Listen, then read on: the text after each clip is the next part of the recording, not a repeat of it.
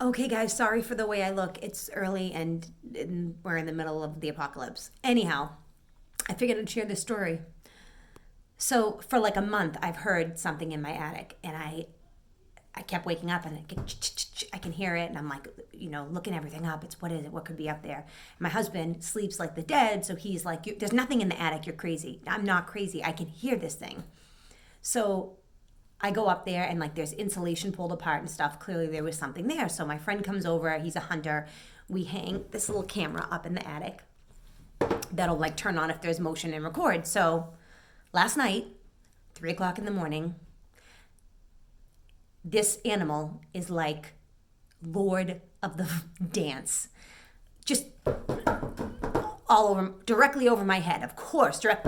So I slapped my husband. Do you hear that? He goes, yeah, I hear that. I'm like, so now do you believe me that there's something up there? He said, if you wake me up again, we're going to fist fight. So I didn't. But I could not sleep. I was awake. He's up there rolling things around, like it's a squirrel, clearly. Like rolling things around he's squirrel bowling in my attic. He likely had a party. I don't even think that this squirrel gives a shit that we're supposed to be socially distancing. Probably had his friends over.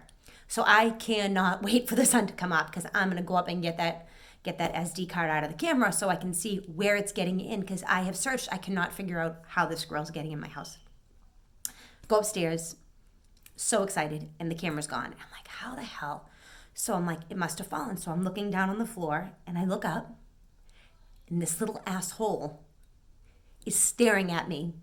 Squirrel face, tail up, with his sitting on his ass, sitting on his back legs, front paws up. I don't know what they're called. And I piss myself. I scream. It was right there. I mean, it was right there. I turn around. I start to run down the attic. Let me show you what I did. Let me show you what I did. Can you see that? I fell through my ceiling. And I mean, searing pain in my knee.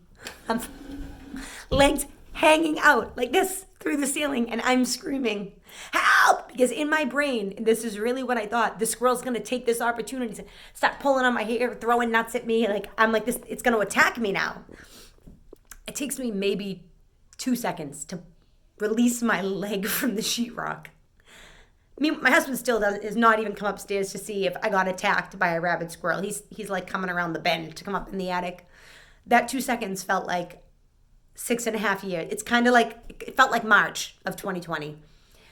I come rushing downstairs and he won't talk to me. He's really, really mad that I made a huge hole in the ceiling. It was not on purpose. I called Abishan because I'm like, clearly I need a freaking squirrel trap. And the person on the phone says to me, are you looking for a humane